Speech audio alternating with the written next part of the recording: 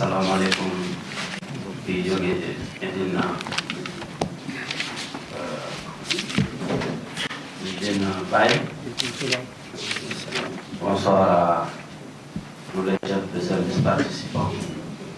Monsieur le ministre, le 1er juillet 2026, à la suite des CDD qui ont été organisés par le préfet, le gouverneur de la région de Kaolack a tenu un CRD consacré à la préparation de l'édition 2026 du Gamou de Médina Baye. En présence des représentants du COMAF et des chefs de services régionaux. Les échanges ont porté essentiellement sur... Ah d'accord. Donc, gouverneur def na CRD ginaaw bu préfet defee CDD dégg wolof séeréer nga dégg boole yi nekk COMAF ak chef de service yëpp ñu waxtaane li dem ci organisation Gamou ren bi te li ci gënoon a fës mooy mbiru sécurité mbiru hydraulique maanaam ndox mi mbiru Sénélec énergie mbiru sanitaire maanaam wér-gu-yaram ak li dem ci lekk bi li pèlerins yi war a suturlu ak li dem ci mbiru infrastructure ak logistique loolu yëpp waa COMAF dañ ko tënk ci benn cahier de doléance jébal ko gouverneur donc CRD bi nag li dañ ci tënkoon di dem ci sécurité ak mobilité laajoon nañ ñu def poste de police rapproché ak un détachement précurseur du GMI à compter du 16 août détachement boobu ak poste de police boobu dañ ko war installé au niveau de l'école primaire El Hadji Ibrahima Niass loolu comme police jël nañu engagement on dispose un poste de police avancé de 50 éléments 10 jours avant Gamou bi ak assurer couverture sécurité bourde bi beneen bi mooy laajoon nañu ñu maintenir poste de police boobu ak détachement bi ba le 3 ba après lendemain Gamouwaat bi loolu aussi police jël nañu engagement pour def un dispositif allégé jusque après Gamouwaat bi donc sécurité bi côté boobu police jël na ci ay engagement laajoon nañ aussi déplacement benn effectif suffisant maanaam ay éléments yu ma sëkk pour sécuriser nit ñi ak seeni moomeel 48 heures avant l'événement donc loolu aussi déploiement police jël na engagement pour def benn déploiement lu toll ci 850 éléments yi nga xamante ne day ñëw dolleeku ci téeméer ak ñaar fukk ak téeméer ak fukk ak ñaaru élément yi nga xamante ñoo nekk ci commissariat ba ak yeneen élément BIP pour assurer la sécurité des personnes et des biens donc pour mën a aar nit ñi ak seeni moomeel bi ci tegu mooy dispositif sécuritaire jusqu'au lendemain Gamouwaat à 0 heure loolu aussi police jël na ci engagement beneen bi mooy renouveler dispositif ba Gamouwaat bi loolu aussi au niveau régional engagement yi jël nañ ko te dinañ ko respecter bu soobee yàlla bi ci tegu mooy mise en place plan de circulation ba nga xamante ne war nañ ko communiquer au moins 24 heures avant et 24 heures après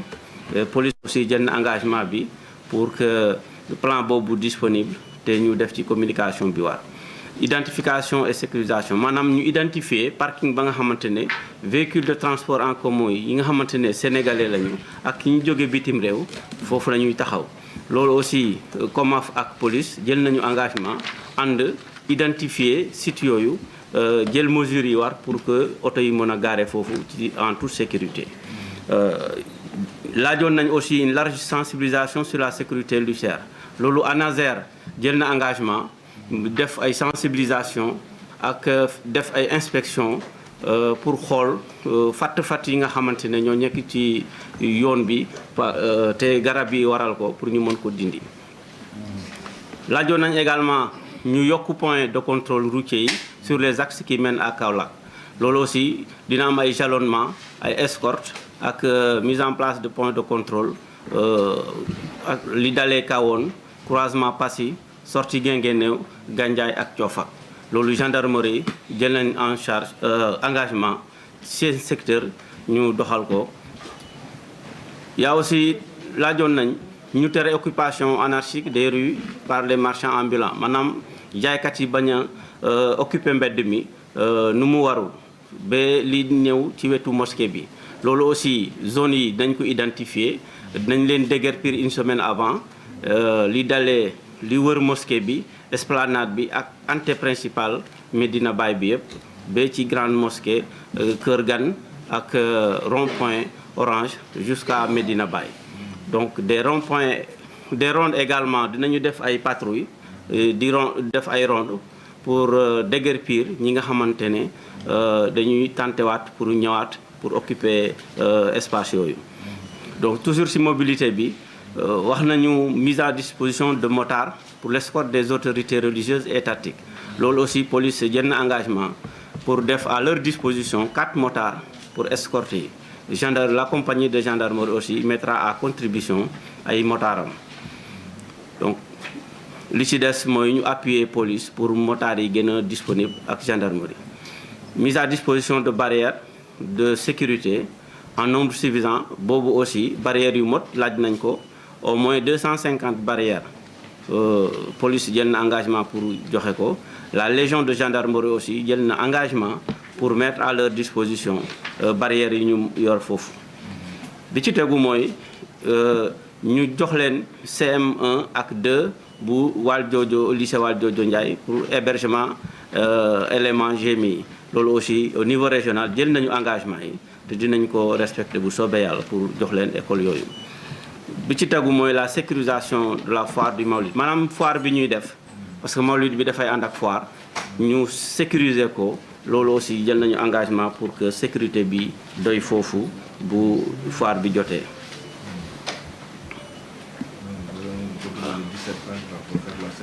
waaw je vais faire la synthèse très rapidement. J'ai perdu mon document.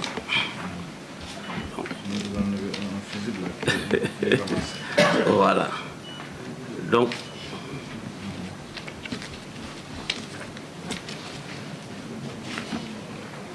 tegu mooy maintenant entretien routier yi foofu aussi laajoon nañu accès yu bëri ñu def ko entretien point boobu aussi Ageroute bind nañu sax lettre bi ñu leen jottalee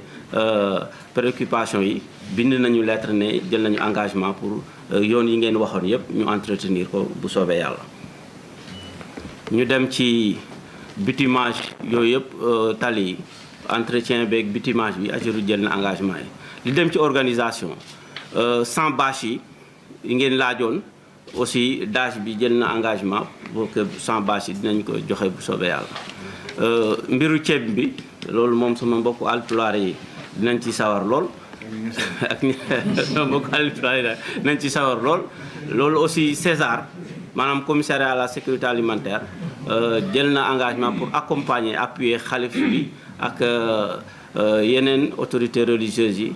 ak 400 ménages ya nga xamante ne seen doole dafa néew. voilà ñu dem ci électricité bi li ci amoon solo mooy relever compteur yi ci point yëpp am na engagement au niveau régional dañ ko def. relever compteur yi daal ci domicile yi fi nga xamante ne mooy këru kilifa yoo gan yi loolu Senelec Kaolack engagement bu mu jël mooy dinañu def recensement yi jébal ko Senelec directeur général bi pour que moom mu xool nu mu koy defee te loolu da ngeen li ci kilifa gi wax bu soobee yàlla loolu jotali nañ ko kilifa Senelec ba pare. toujours ci électricité 50 branchements provisoires yi loolu aussi yooyu dinañ ko recenser jël ko en charge loolu amul benn problème au niveau régional. ci hydraulique li ñu waxoon mooy extension du réseau de la SONES de 30 kilomètres boobu au niveau régional jëluñ ci benn engagement mais jottali nañ ko DG SONES lettre bi dem na ba xam naa jot na ko. satisfaction des demandes de branchements sociaux aussi jottali nañ ko DG SONES parce que foofu la instruction yi war a jóge pour ñu mën ko def. beneen bi mooy relevé contradictoire des compteurs des domiciles des guides religieux boobu aussi jotali nañ ko DG SONES pour que mu jox ndigal waa CNO pour ñu def relevé yooyu. toujours ci hydraulique la mise à disposition de 3 camions citernes loolu aussi camions yi ñu moom foofu dinañ leen ko jox mais jëluñu engagement nag pour yenn camions yi nga xamante ne 30 mètres cubes la loolu pour sapeur pompier loolu jotali nañ ko kilifa gi moo ngi nii toog waa sapeur pompier ñoo ngi nii toog xam naa dinañ ci mën a ñëw pour ñetti citernes yooyu. li ci des ci service ak assainissement service d'hygiène ak assainissement loolu yëpp jël nañ ko niveau régional li ngeen ci wax yëpp bu soobee yàlla niveau régional dinañ ko defee. li dem ci environnement également SONAGED ak équipe yi nekk foofu ak mairie bi jël nañu engagement point yi ngeen soulevé woon yëpp ñu satisfaire ko au niveau régional. élevage naka si noonu donc disposition yëpp dinañ ko def pour ñu am un dispositif de renforcer de contrôle des abattages maanaam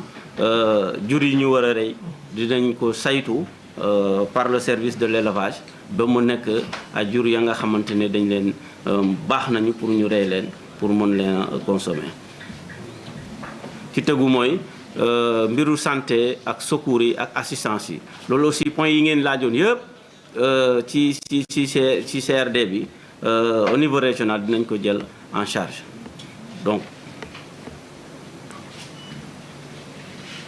donc mbiru santé ñetti point daal laa gis ñu war ko xaar ci niveau national mooy mobilisation de l'unité mobile de consultation du ministère. am na camion ba nga xamante ne presque hôpital mobile la boobu ministère jotali nañu lettre bi ministère pour que moom mu mën a jël en charge mbir ma voilà. donc mise à disposition d'un hélicoptère médicalisé pour les évacuations par voie aérienne maanaam hélicoptère pour évacuation yi nga xamante ne dafa jàmp loolu aussi jotali nañ ko ministère de la santé pour que ñoom ñu xool ko. beneen bi mooy ñetteel bi mise en alerte des structures de santé situées le long des axes Kidira Kaolack Kédougou loolu aussi au niveau régional jëluñ ko mais mën nañu jël en charge nii en tant que gouverneur que dina jokkoo ak gouverneurs yi nekk ci région yooyu pour que hôpitaux yooyu ñu mën leen a def en alerte pour que en cas ñu soxla leen ñu mën a pare pour intervenir.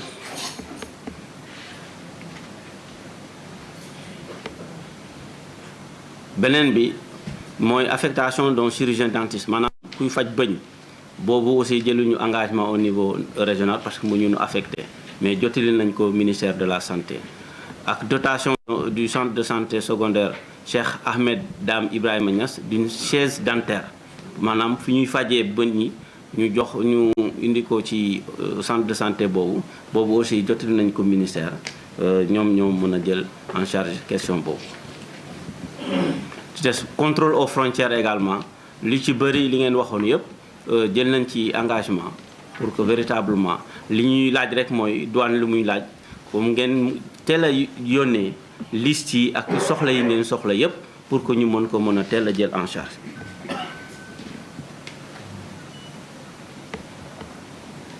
li dem ci communication aussi amul benn problème li ngeen fii la ngeen fa ñaanoon yëpp dinañ ko jël au niveau régional. Niveau central nag li ñu gën a xaar mooy mise en place de mesures de facilitation de l'entrée des pèlerins étrangers au niveau des postes frontaliers et de l'aéroport international Blaise Diagne maanaam gan yi war a jóge bitim réew ñu yóbbale leen dugg bi au Sénégal muy frontières yi ak aéroport ñu yombalal leen séeréer buy làkk wala ça se comprend ñu yombalal leen donc loolu jotali nañ ko kilifa yi ministère des affaires étrangères ak ministre de l'intérieur pour que loolu ñu jël ko en charge. Mise en place de mesures visant à faciliter l'obtention de visas de court séjour pour les ressortissants des pays classés dans la catégorie C loolu aussi kilifa bi yëg na ko bu soobee yàlla dina ci joxe ay ndigal. Exonération de la taxe municipale de la commune de Ross Béthio loolu aussi kilifa gi yëg na ko dina ci joxe engagement pour que ñu xool ko ak gouverneur bi nekk Saint-Louis ak maire bi naka la ñuy mën a woyofalee wala yëkkati taxe boobu. Passage aux frontières des troupeaux de chameaux et de vaches maanaam giléem yi ak nag yi war a jógee Mauritanie naka lañ leen di yombaleele dugub bi au Sénégal loolu aussi ministère de l'élevage jotale nañ ko lettre bi pour que mu jël disposition côté boobu. Mise à disposition d'un bus climatisé de 30 places ainsi que d'un motard pour assurer le transport délégation yi war a jóge fii dem Kaolack loolu aussi jotale nañ ko ministère de l'intérieur incha allah dina ci joxe ndigal bu ci war. Monsieur le ministre, voilà de manière ramassée li nga xamante ni moom lañ tënkoon li ci bëri au niveau régional dinañ ko jël en charge question yi ma souligné noonu rek la ñuy xaar niveau national bi pour mu mën ñu yokk doole joxe ndigal yi war pour que ñu mën a satisfaire à 100% li nga xamante ne comité d'organisation bi génne woon nañ ko ci ay préoccupations pour que gàmmu gi mel nu mu daan mel wala mu gën a neex sax gàmmu yi passé asalaamaaleykum wa rahmatullah wa barakaatu.